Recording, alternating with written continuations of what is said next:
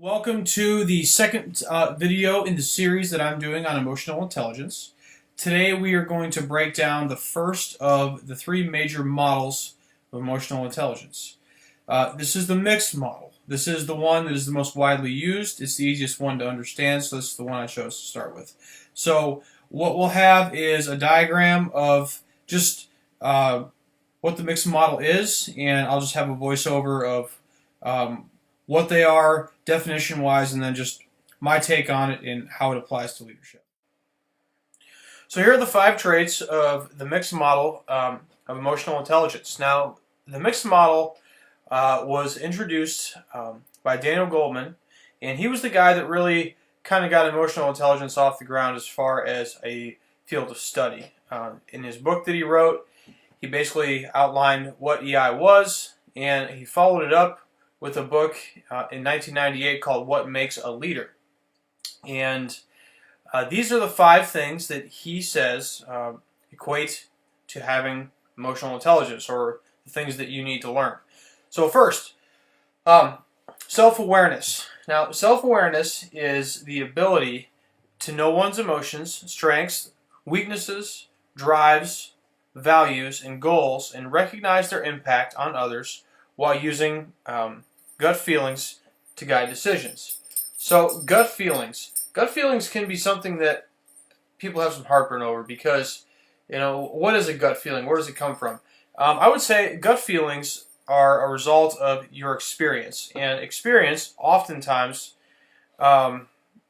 leads to good judgment, but experience usually has to come from maybe some bad judgment. Maybe you had to make some bad decisions to gain the experience, to get the good judgment that lets you help with these gut feelings. So self-awareness is really about knowing yourself and the things that make you tick, and the things that make you happy or that can set you off. And as you'll see in the next trait,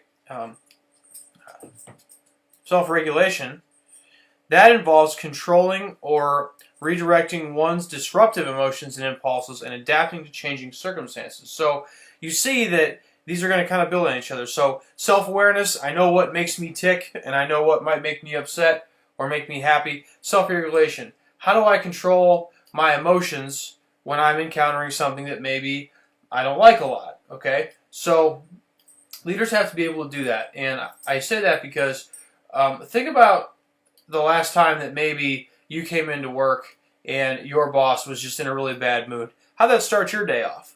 Okay, so your boss is not exercising good emotional intelligence there. They're not self-regulating. So you need to be able to do that as a leader. You need to be able to keep your emotions in check. And I'm not saying that you need to be some kind of robot. Everybody's going to have bad days. But you need to be able to kind of sit back and say, okay, these are the things that upset me, that make me mad, and I need to know when those trigger points come so I can do whatever it is I have to do to regulate myself, so I don't make my employees or my team's day any worse just because maybe I'm having a bad day. So that leads us into the third trait, which is social skill. Managing relationships to move people in a desired direction. We've talked before about how you have to have goals as a team. Social skills are what are going to help you take your team from one level to the next, because you're managing relationships. You're knowing your people. You're understanding what makes them tick. Now you can regulate yourself while trying to help them, maybe if they're having a bad day. See how these things are starting to build on each other. So social skills is knowing your teammates, knowing your employees, knowing what makes them tick, knowing how to motivate them. That takes us to the fourth skill, which is empathy. Okay? Empathy is considering other people's feelings, especially when making decisions. So we fall back to self-awareness, where you're making decisions based on gut feelings.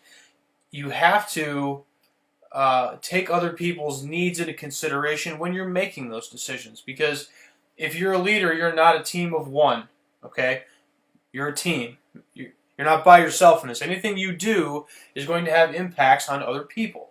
So, having empathy toward their situations. I talked in the last video about an employee named John who maybe is having a bad day, and you asked him why. That's showing empathy. That's understanding where other people are coming from. And in this case, it's when making decisions. And that takes us to the fifth trait, which is motivation. So being driven to achieve for the sake of achievement. So you need to be motivated toward the goals that your team has, because hopefully they're the goals that you set, or you set with the help of the team. If you're not motivated, then there's no way your team's going to be motivated. So tying all this together, it's about knowing yourself, knowing what makes you tick, knowing the things that may upset you, and knowing how to control your emotions when it comes to you being upset. It's knowing how to deal with people, mostly, in our opinion, by knowing them, knowing what makes them tick, which teaches you empathy. That's the fourth trait, because you know your people, you know what makes them tick. Now you can empathize with their situation if they're having a rough time.